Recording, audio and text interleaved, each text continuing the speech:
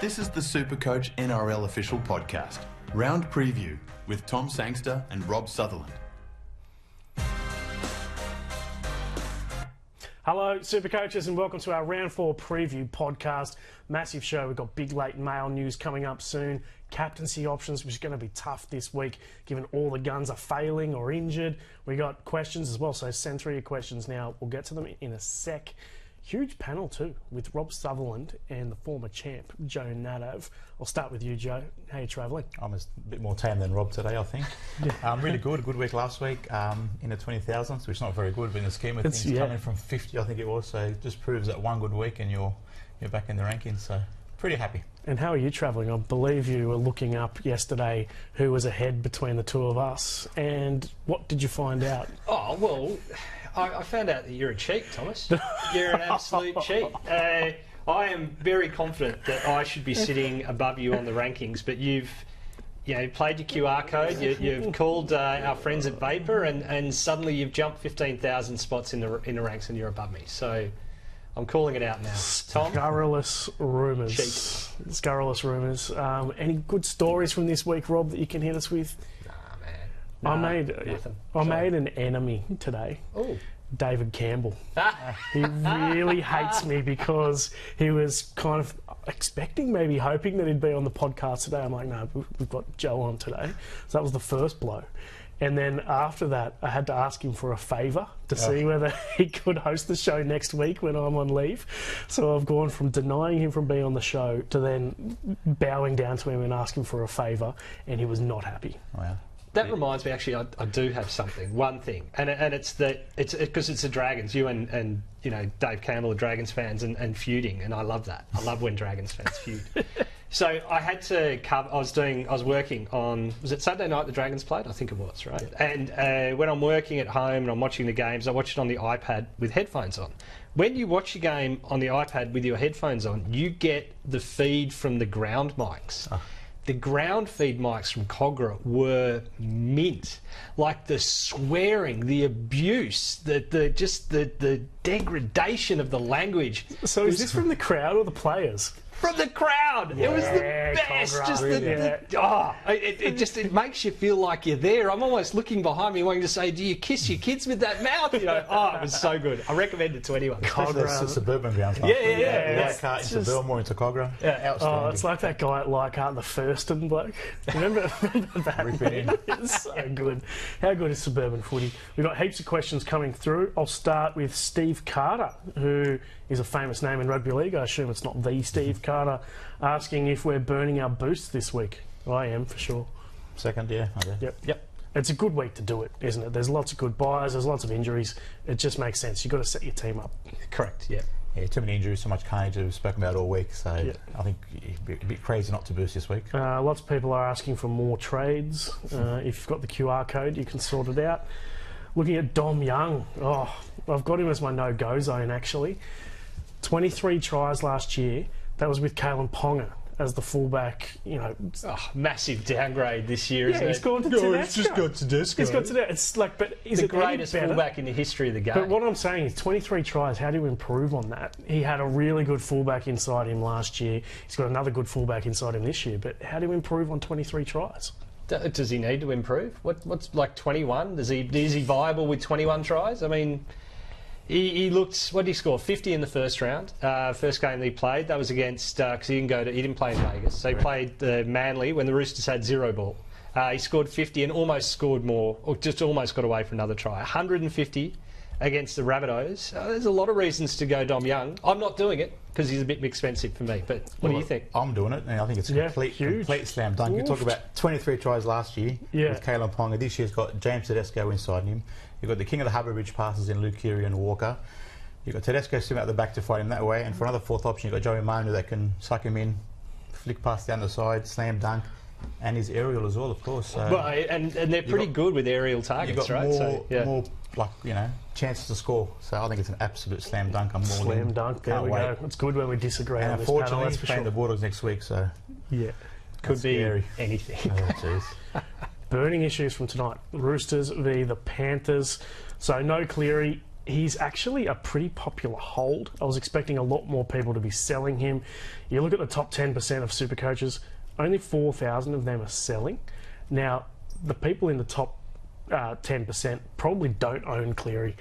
He's probably not well owned, and a lot of people probably who are in that top 10% have avoided all these guns to start the season because the guns haven't gone well. But still, there's only about 23,000 people selling Nathan Cleary this week. Definite sell for me. He'll miss this week. There's whispers he comes back next week, but then the bye after. So at best, you're getting him for 1 of 3 weeks. If he misses next week, that's 3 weeks without him. You can always go back, Nico, to Nathan back after the bye. I think I'm going to move to Luke Brooks, which is a bit of a popular trade. Manly doing well. Brooks has been unlucky not to score probably a try a week. So he could have easily had an average of 100. So that's where I'm going to go. It's a lot of money to sit on the pine, just, at this early stage of the season. I agree. I think the sell to Brooks is the right move to make. I can see why people aren't selling. So if I had Tino and Nathan and maybe someone else, then you move Tino out, because I'm not saying Ivan's a liar, right? But Ivan did come out and say yesterday that he thought Nathan might be back in a week. And was that a joke though? I think it might have been, especially because, as you say, they've got 2 games then to buy. You'd be crazy not to rest him for the 2. But I can see the argument for holding, but if you sell, Brooks is 100%. And I'll tell you what, if you have a Drew Hutchison in your centre wing and you can move him to half, and you can pick up, Val Holmes with that money, Zach Lomax, Dominic Young, it's an absolutely outstanding play. Yep. Cleary's out for Luke Brooks as well for me. Isaac Tungo, popular pod is a bit of an oxymoron, but going really well. Does he now get affected by Nathan Cleary being out of that team, given that Cleary is the guy feeding him a lot of those balls? Yeah, he does benefit, obviously, from Nathan Cleary, and he's been lucky the first 2 games have been injuries. Yeah, he's been playing against second rowers for 2 weeks. Fill-ins, they're so good that they do pick up on these short forwards of the opposition. Because I think when they switched last week, 100%. The first move they did, they went straight away and they chased the second rower. Smart football. They're just ahead of the game. I guess that's why they're so good. I'd probably pass on Tungo at that price for now. Yeah, same for me, but he is absolutely killing it and making line breaks galore. Isaiah Yeo, he's sort of been in and out of Supercoach relevance for a number of years. There was at least 1 or 2 seasons where he wrongly got given centre wing status, and you say that as if you weren't engaged in the decision. Like, I did not know how that happened. I just fell over and there I was, like it was done. I was on paternity leave when that happened. I can guarantee I had nothing to do with that. I've saved the emails. We'll bring it up later. Oh, please. Anyway, Yeo is only available at back row these days, but he's averaging so well. Is this the year that he's always been on the verge of being a keeper in that position? Is this the year that he is a genuine keeper, given that it's a pretty tough position this year? You've got Fafita's been out injured, Hopgood's going okay, but it's not that big scoring position that it used to be. He's been very consistent, playing 80 minutes, hasn't missed a minute all game. Jeez, he just offers so much for that side, and there are different beasts with him in. Nathan Cleary is out obviously for a week, 2, maybe 3, so he'll step up, amp up his stats. I don't hate it. I like it. Isaiah Yeo's the guy, if you're going to have him, the earlier you get him, the better, right? Because he's course of the season, he'll probably finish top 3 total points. He probably won't finish top 3 averages. Fafita will come in and play 16 games and be number 1. But that's the point of Yeo, that you get him, you stick with him, that's it. Yeah. At the Roosters, Walker and Cleary have both been cleared, so it looks like they've got both their top line halves. Terrell May is set to play despite that leg injury, which is good news. Plus no Lindsay Collins, so it'd be big minutes for Terrell. I think so. Yeah. And Teddy, very popular this week. I honestly can't talk anyone out of it. I'm not doing it because I've got Ponga and Turbo there already, but Tedesco is tempting. Yeah, I think he's very tempting, both as a player and in real life. I love Teddy. That was the happiest move I made, was ditching Ponga and bringing Teddy in. I decided I was free. The fact that I was going so badly meant I just got in the guys that I loved, and Tedesco's certainly that one. He's my vice captain this week, even against Penrith.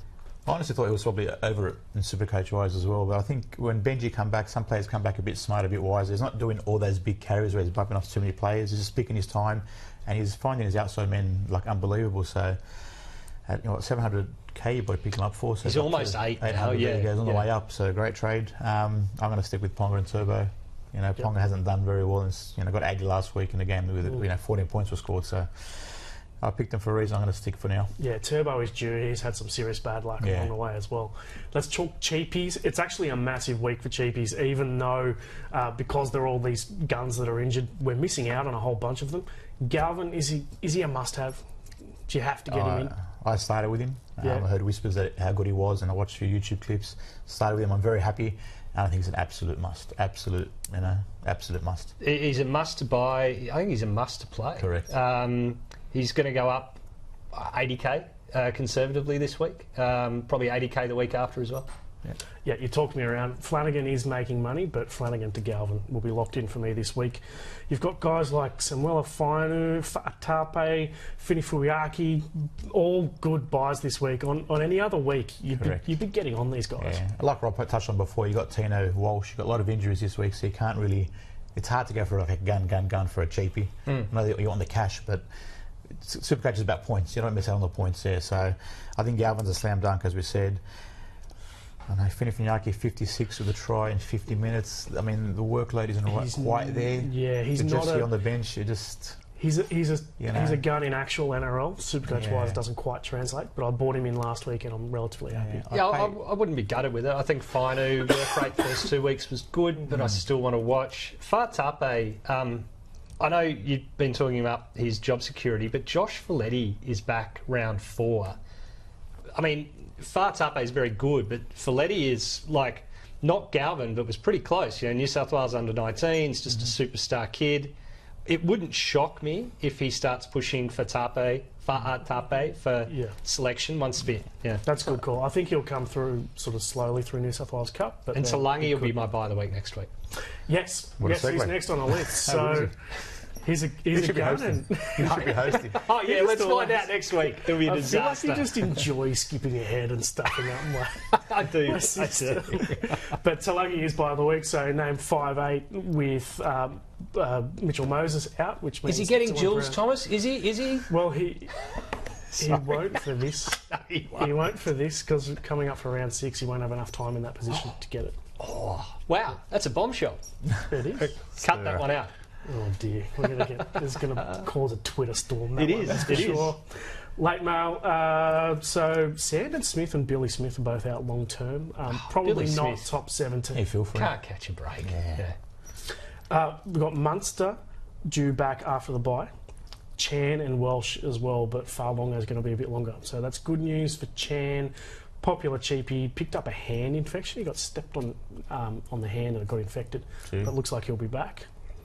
Walsh, only 2 weeks for Walsh. So would you be holding? If I trusted the 2 weeks, yeah. So the news is he's avoided surgery, and then hoping he could be back in round 6. I can't believe they brought him back to the bench. They were contemplating bringing him back on the field. Yeah. He blew up so quick, and he couldn't even see. So that was. I think it was just wishful thinking. Definite sell for me when you got someone like Teddy or Turbo Ponga you can go to. Yeah. We're told Cameron Murray and Jack Whiten will both play despite leaving training early this week. Addo Carr could be back for your Bulldogs as well. I hope so. Big game tomorrow.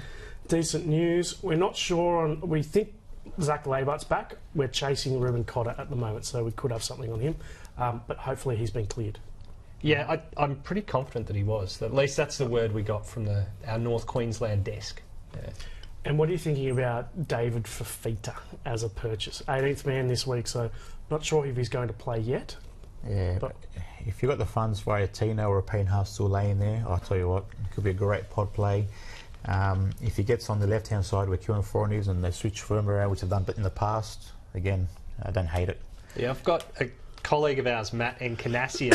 I always like giving people with their team like crazy advice and try to follow a more like tried and tested path with me. But he's got 2 guns out, he's chasing points. I said, tell you what, bank the money and wait 1 week and get Fafita next week. Everyone else will be scrambling for weeks to try to get him.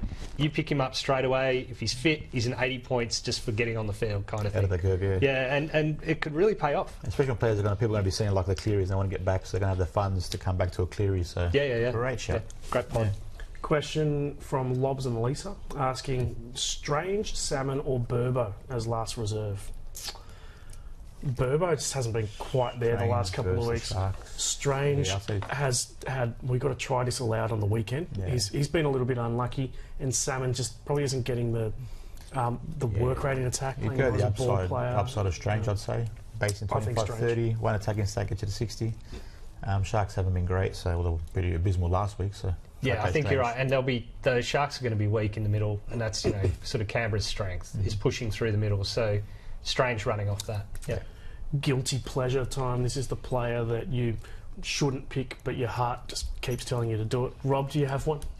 Well, it doesn't really fit into this, but it's Nicho Hynes, in that everyone's bagging him, everyone's suggesting he's getting Dally M votes just because he's friends with the judges, and he gets 12 Dally M points per week. He hasn't looked great, but I'm going to stick with him. There's too much class there not for it to come right, and so I'm not going to sell Hynes no matter what.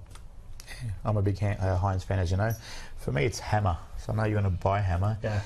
Never quite a SuperCoach player. I know he looked electric in that last game, but 3 tries for 94 points, albeit one was off a line break. At the start of the year, I looked at players like Hutchison and Salmon, and I knew that they were popular, but I knew they weren't really SuperCoach players, so I don't think much changes. So he's convincing me. I like it. The draw, I think, Dragons into Tigers. Next 2 weeks are big. So it's a very soft draw, low break even. So that's it's Dom Young or Hammer. So interesting. I'm actually thinking of Lomax. I don't know why I am, because there was is there a story coming out? Is this coming out today? Can we mention it now, or are we? Yeah, we can breaking an exclusive or an embargo or anything? It's not an exclusive. it's that he is pushing again to leave the Dragons, and they've got a meeting at the end of at the start next week. Yeah, so before I heard he's gone better now that he wants out. I like him. It's like it's freed him up. I like him on the wing, and I like him in a crappy... I know this sounds weird, that because he's a winger and you want him scoring tries, but I like him in a crappy team, in that he's making 25 runs per game. If he goes to the Storm, he probably won't be doing that, but he might be scoring more tries. I think it's a confidence. I think he will be scoring more tries. The Dragons are on fire this year. Jeez. Those first 15 minutes on the weekend were great. He gets involved. A lot of the hit-ups are -8 metres, so that's a bit of a bummer for him. Yeah. They're kicking high to him, they're chasing him down, they're trying to get him out of the game. So, anything you're blowing up about this week, Rob? No, I'm pretty calm, Tom. I'm pretty calm. Is that because you're going on holidays in 2 days? No. I'm trying to be more copacetic, Thomas. I like it. No idea what that means. Let's go to the no-go zone. I've already mentioned mine in Dominic Young, which was immediately shut down by the 2020 champ. Who's your no-go zone this week? Again, as I mentioned, Hammer.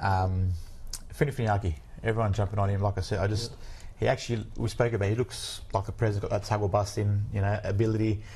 I just think they don't play short very well, the Cowboys. I know Robson's did it last week, but their backline's just humming so much. I think he's missing out a lot of ball. Cheap, but I think it's better. Pay 100 grand more, go for Pierce Paul. Better option for me. I'm a big fan of Pierce Paul. It's one that I've let get away, and I'm sad that I'll miss him. No, I don't have one in the spirit of Rob being calmer and pleasant. I don't have a no-go zone. I think every decision that people are making is probably a wise one. Is it because you hadn't looked at the run sheet until we sat down here and like 3 minutes before? The truth is, I had looked at the run sheet to hear it gone, okay. And then Tom turned it over. I'm like, shit, there's a back. Indeed. Captaincy this week. I've gone turbo every week, and it's threatened to come off. He's threatened to go massive and get a ton. It hasn't quite happened at all. So I'm going to just lock him in again 4 weeks in a row. If you jump off, he'll probably kill it. Exactly. And the luck will turn for him. Had that try assist disallowed on the weekend, which was arguable. The try disallowed in round one. It just hasn't quite worked out for him. Yeah, I think is obvious against weak opposition this week. Like you said, 20 runs a game. With those try assists, when he starts hitting his wingers with those looping plays, I think, he can't go wrong. Well, the smart move for me would be to VC Turbo, but I'm not. I'm probably going to VC Teddy, which is stupid against the Panthers, but that's who I am. My captain will be Arpi. I'm hoping that... Morris, really? Yeah, the fullback goes well, so I don't need it, but I think Arpie's a reasonably safe captaincy pick. 40 tackles, 10 points in runs, 10s in goals. Like, that's 60 plus, and then he's got some attack in him. Yeah. I actually started with him. So I had Danny Levi for the first round. I knew he was going to have a cracker season, so happy with Appy. But I wouldn't captain him. I think there's good vice-captain options this week. Dominic Young, I think RTS at fullback. So he plays pretty early. That could be a good shout there as well. Yep, decent call there. Moving on to some questions. I don't know if I should read that one. I'll go to the newest and see what's come in. Should I trade Break Bradley? I assume that's Brayley to Abby Coruscant. Yeah, Coruscant's going great. I traded Cheese for Coruscant this week. I mean, I'd always planned on getting Arpie if he showed something, in the first couple of weeks. I was a bit disappointed he showed as much as he did because everyone's got him, but fair enough. A lot of questions about, Harry Grant. Would you go Harry Grant to Appy? I didn't get that one. No, I want to have both. I'm going to not go with Appy and go Harry Grant next week. Yeah. That's the move for me.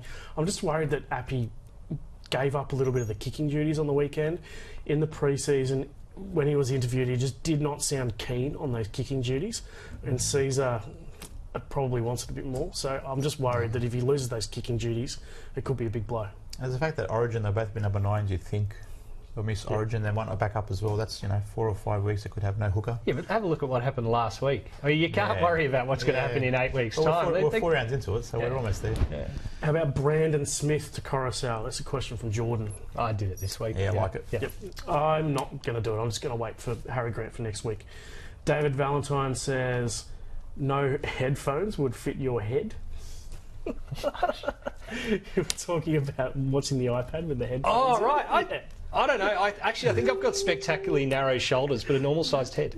So, yeah. Interesting. Deceptive. You've got a deceptive head. And Teddy VC into the Hammer as captain. Thoughts on the Hammer as captain?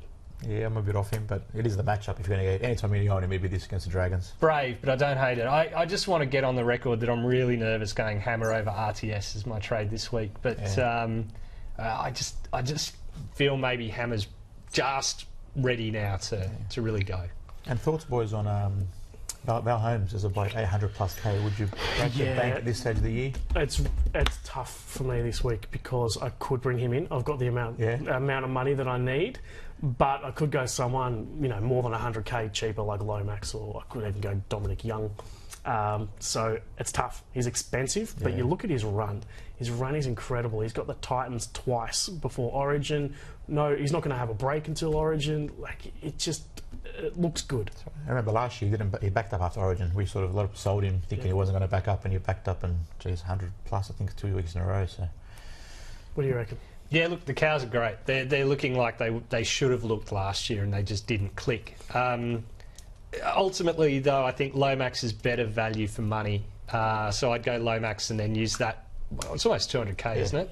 Almost 200k to upgrade to a Fafita or something like that. Well, that is it for our preview podcast, round 4. Have a great Easter, everyone. Good luck on the weekend. Big thanks to Rob and to Joe. We'll see you soon. Happy Easter.